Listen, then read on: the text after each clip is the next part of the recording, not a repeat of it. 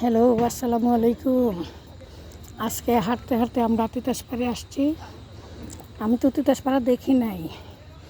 আজকে ব্রাহ্মণবাড়িয়ার ঐতিহ্যবাহী তিতাসপাড়া, তিতাস নদীর পার। কি চমৎকার শান্ত পরিবেশ। ও মাই গুডনেস, কি চমৎকার। যেতে কষ্ট হচ্ছে, খুবই চমৎকার লাগছে। এই যে এগুলো কি স্টিমার, নৌকা?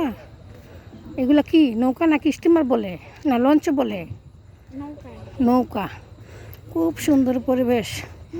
ও মাই গড, কি সুন্দর! ওয়াও, নদীর কাছে আসলে মন ভরে যায়।